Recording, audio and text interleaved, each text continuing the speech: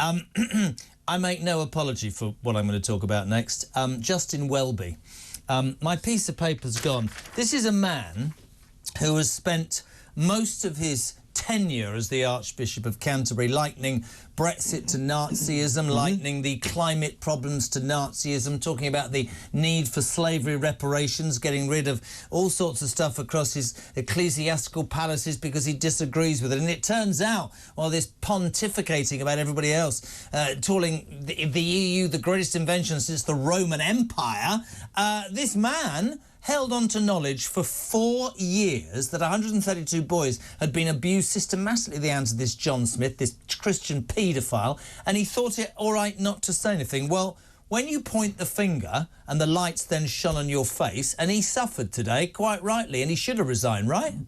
No question he should have resigned, but he should have resigned some time ago. Yeah. He's been clinging on, and when you look at his resignation statement, yes, he refers to the period of 2013 to now, but actually, there are very serious allegations that he has not denied in his statement that actually he knew something was wrong in the 70s and 80s. And I think he needs to... I mean, who knows where this goes? Is he going to face some form of prosecution? I don't know. But he's got to answer that question, because if he was at these camps, and if he had any form of suspicion as a supervisor... He wasn't a kid, he was working at these summer camps. Working at these camps. Right, so then, of course, what everybody will start thinking is, if you saw it or whatever, why didn't you do something about it? Yeah, now, and he hasn't addressed that. I find myself in a slightly difficult position with you because we're friends, and I was told something as I came into the office earlier, which we've talked about off air, and I think it only fair because this has literally been raised to you today. Tell us all. So I can reveal for the first time ever, exclusively on your show, that it turns out I was at one of these summer camps in the late 1970s. The memory, I think I was there definitely 1 year for a week. Mum was quite keen to get rid of me in the summer holidays. So in a religious summer camp where? It's a Christian camp. It's down in Swanage. Right. And this was the camp that was run by John Smyth.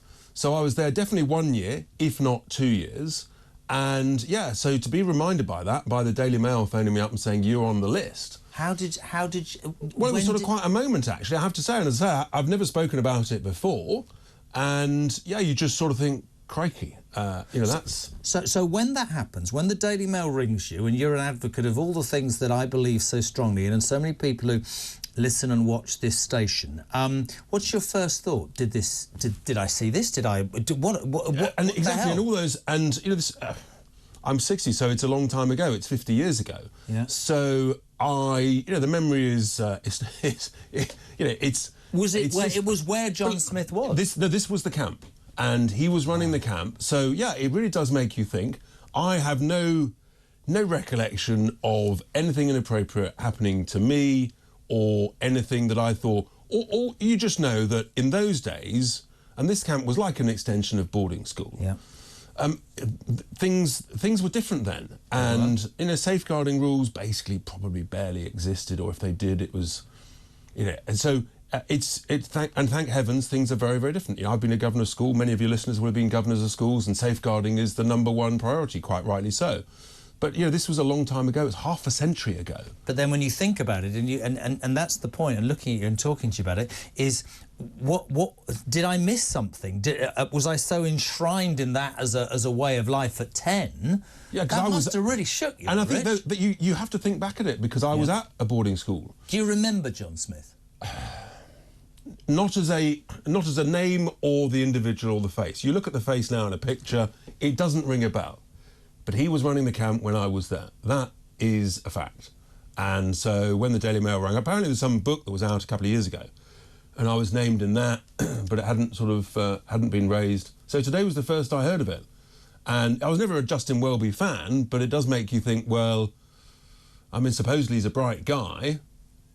If he's a young adult at the time, did he really think nothing was going on? Question mark. He's got questions to answer. I think actually, just talking to you about it, we need to talk about the impact on victims. That ridiculous human being, Rory Stewart, tweeted an hour ago, Mike was telling me, he was a decent man. you're an idiot, Rory Stewart. You missed the point. I'm not saying... I mean, you weren't a victim. You've said that. But there were kids who were legitimately sent to this summer camp in Swanage by their parents 50 years ago, where you were sent out of our hair. That's why I am. I got sent to Cape Wrath, the furthest you could go in Scotland for 2 weeks. Go and swim in a loch, you horrible little 12-year-old, right? Absolutely. I get that, right? That was also a camp. It wasn't a Christian camp. It was an out-of-bounds school thing. But I get it. And then you hear people like Rory Stewart on the day that Justin Welby, he kept that information for 4 years. Now, you're presumably one of the lucky ones, but there's plenty of people, I guess, your age, Richard, whose lives have been blighted forever. And that's the point. I was. Who knows what numbers there are? I just don't know. But yeah, one considers, well, nothing happened to me, so I was one of the lucky ones, whatever you want to call that. But it's pretty reflective, I must say, and because parents send. They send us there as a 10-year-old, and it's a matter of trust, and the parents trust the Christian camp, and particularly I think when it's based around religion, of whatever religion, you've got that bond of trust. But you did. But I mean, really interesting point about Welby and the wider issue of religion. We know what happened in the Catholic Church. I think this is why there's been such an outpouring of anger. Yes, abuse against children to me is the most abhorrent thing, and I would string anybody up. I'll make no apologies for that. But the church needs to look at itself. The fact there's no bums on pews anymore is absolutely because the woke theories of people like Justin Welby have taken over common sense, and then add to that, there's abused kids that you didn't think you should talk about. That's not godly. That's criminal. That's evil. And who knows where this goes for him? I mean, should he remain a member of the House of Lords? Absolutely not. I would argue not. People have had to leave the House of Lords for less.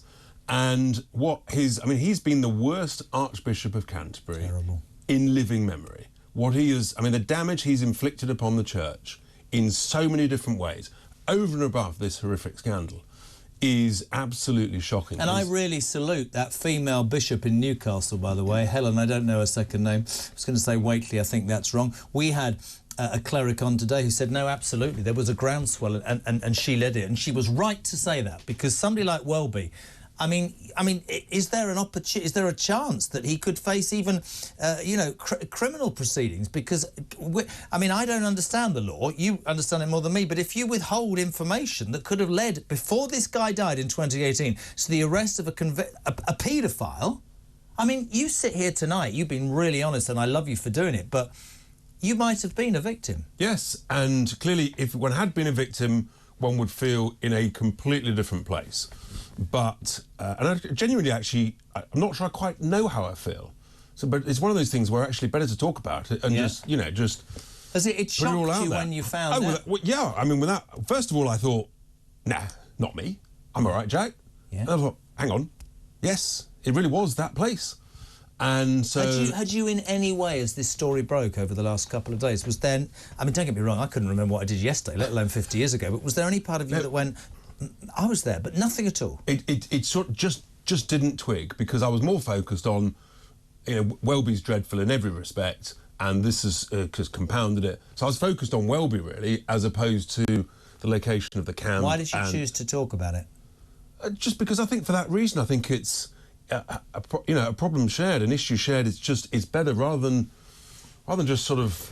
But I mean, the reason that it's so good that you can talk, be it in the Commons, on television stations or whatever, is because you can say, "Listen, geez, I was one of the lucky ones, but there will have been kids like me sent to an innocent summer camp run by Christians that we would all 50 years ago, whatever anybody says today, I wouldn't send my kid to a Christian camp today, and I'm being completely honest, 50 years ago my parents sent me. I get that, right? You can sort of sense, and just, the memory does sort of remind me that you can understand that sort of, there, don't worry, it's quite normal, you'll be fine.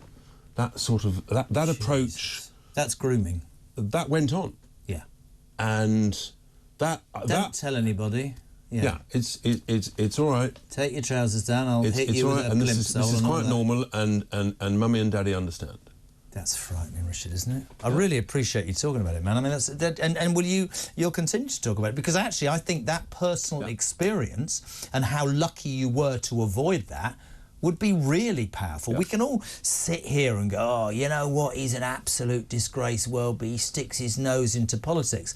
The fact is, Justin Welby, and I love it, but he'd never answer it, you, by keeping quiet, allowed people like Richard, but Richard was lucky, to suffer for 50 years. Yeah, and you're supposed to be godly. You're not godly, you're evil. Yeah, and and when you put it in those terms, it's awful, it's shocking, and, you know, for those who were genuine victims, you think you actually can't imagine it. I'm sorry, I fantastic that you would talk about it. I think he needs to feel but actually, the full force of the law. I'm very lucky for a whole bunch of reasons. Of course. And therefore, leaving aside the personal issue, I think actually if you have got experience and you are able to talk about it, share it, talk about it, and we all learn from it, and that's how we make progress. Before we go, because that was very personal and very honest, and we really appreciate it, this only came in half an hour ago from the legend that is Mike Graham, a systematic secret document from the Mayor of London's office, Project Gladys, Richard Tice. I've just put it in front of you.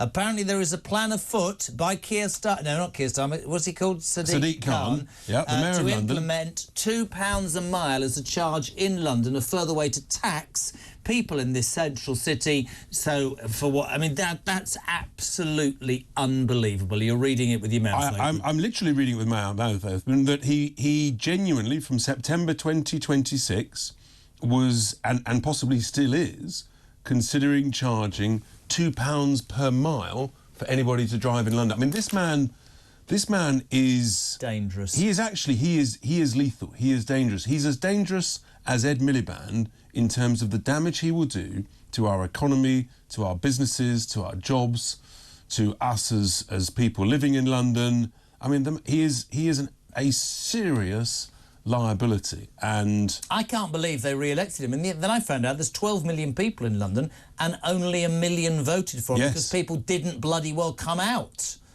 And the truth is they never do in the mayoral election. But the shocking thing is that he can stand again. There's no term limit. They need for to. He can stand again. He can stand again. This is his third term. I'll stand against him. It's a joke. There we are. Well, there we are. You heard it here first. Exclusive. What did you say? What did you say? No, I'm not coming off air. I'll stay on air. What do you mean I've been there? I honestly, Sadiq Khan is a liar. Sadiq Khan... You know, do you remember that time when we were doing a show and he was talking about you can't take diesel cars into London, but if you give me 12 kids, you can. I don't care who you bloody kill. The man will tax anybody. He will tax anybody to suit his net zero nutty agenda. Listen, we're friends. I really appreciate your honesty today. I really, really do. And I think it's a very powerful message.